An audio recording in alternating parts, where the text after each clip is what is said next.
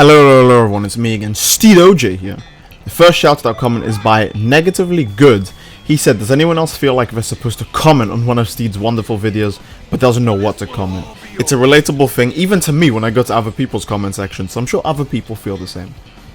If you guys want your comment shouted out down below, obviously, leave a comment down below, and I'll pick the best comment, or just, you know, any comment actually. I just kind of pick any comment. And if you want to show your support, subscribe and leave a like on the video if you enjoy. Now this is coming out a bit late because Savage Strike and Raid Blast are kind of old moves, so I should have, to be fair, have attempted this sooner. Now I'm going to try not to talk about Savage Strike for too long because this move has been out forever and everyone knows how good it is. You can combo it when you're, you know, fighting people on a standstill, and you can combo it in knockbacks as well. It has a secondary function. And everyone knows about Savage Strike. I'm just going to go over the details again because you'd be surprised that a move that's come out this long ago would still be this useful in terms of a newer version, which is, you know, yeah, I mean, Raid Blast should replace Savage Strike, right? It came out more recently, so it should do more damage and stuff. But here I am just showing Savage Strike. It's obviously still the same move. The only thing that's changed is that it does more damage. It's harder to combo into, but you can still combo into it.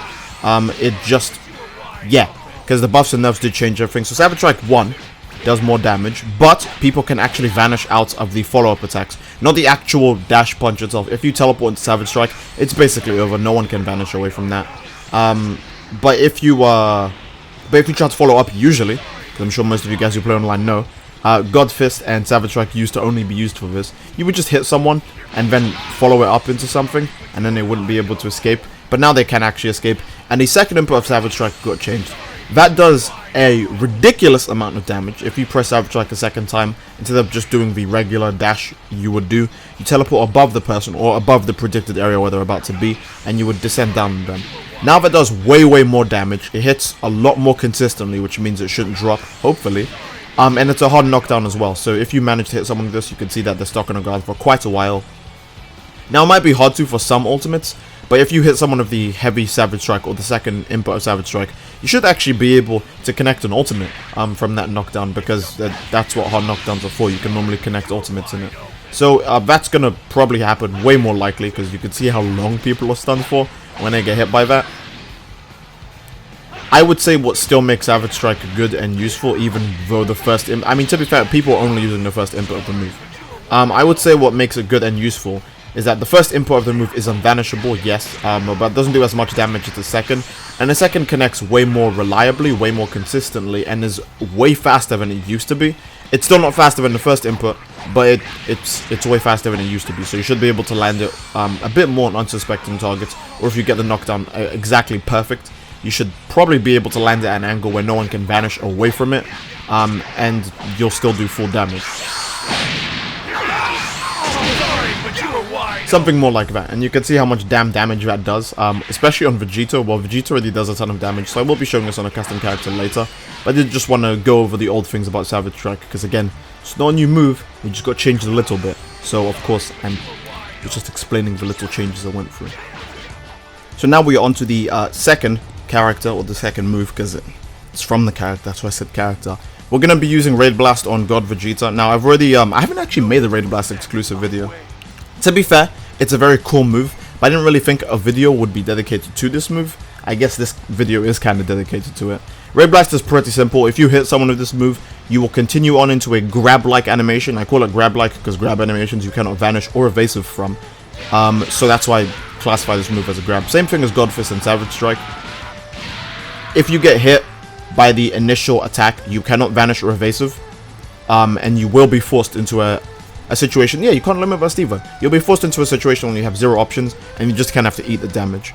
Now, the reason why this is different for God Fist and Savage Strike is that they're basically instantaneous.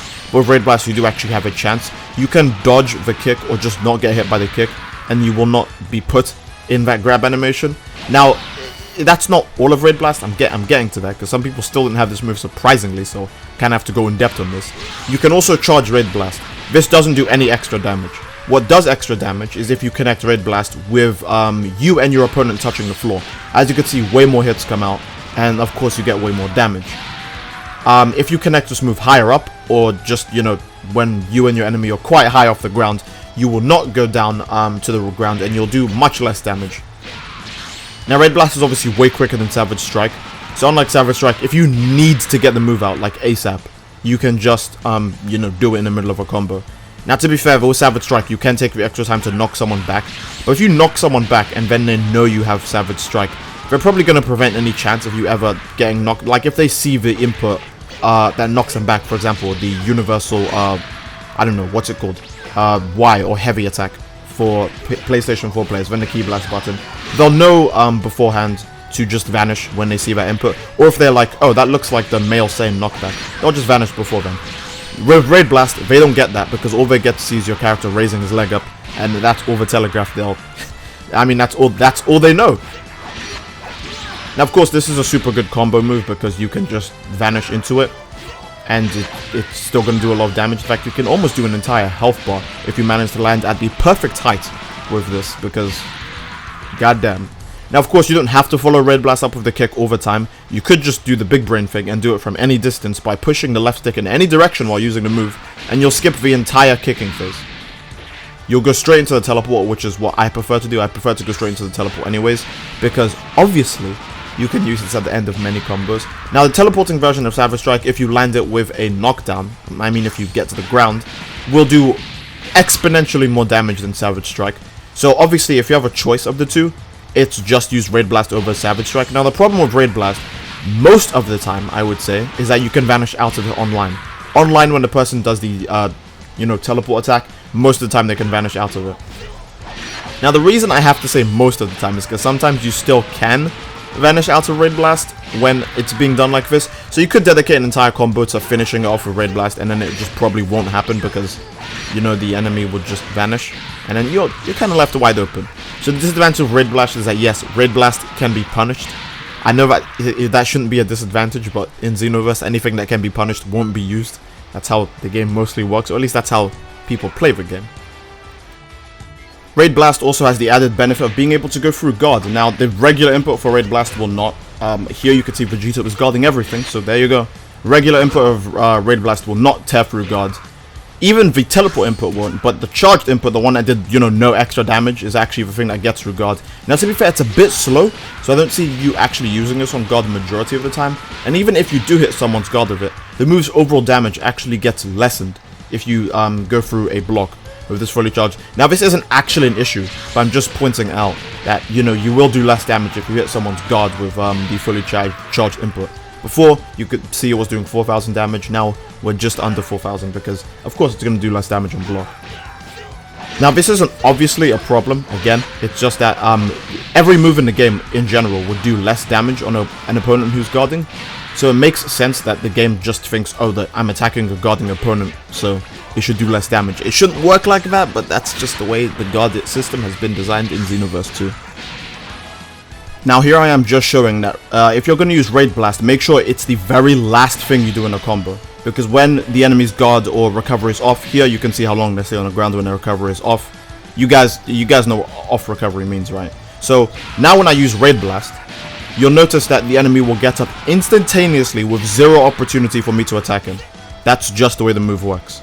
So if you're going to use Raid Blast, you have to dedicate it to the exact end of a combo. It's almost like the killing blow, I would say, or what you should use at the very, very, very tip end of a stamina break. Because, you know, let's say, for example, the enemy has almost maybe like half a bar or 1 bar of stamina to recover before they recover from a stamina break. That's the exact point you should use Raid Blast. Because, you know, then they're eating damage when they still have stamina left. And it's like, oh, damn, you know, that kind of sucks. They're taking damage when they still have stamina left. And it's a good way to use the move. So I'm gonna obviously show a few combos where I'm just, again, breaking their guard and using as many attacks as I can. Obviously I'm not trying to go for any killing blows here. I'm just trying to show, for example, you can easily fit ultimates into a combo that have Raid Blast, but don't have the ultimate be the end of the combo. Have a Raid Blast be the end of the combo, because, you know, yeah, they can't vanish out of it. Now, this is obviously different to Savage Strike, because most people would know with Savage Strike, if you use an ultimate attack and then use Savage Strike, the move is not going to register that as a combo, and it will not teleport towards them. Now, to be fair, the second input of Savage Strike does work now, so this isn't an issue. But I'm just showing here that Raid Blast, you can combo it from very far away. Even when the enemy is literally just about to get their stamina back. Just whenever you feel like it, just, you know, blast it out, I guess, if that makes any sense.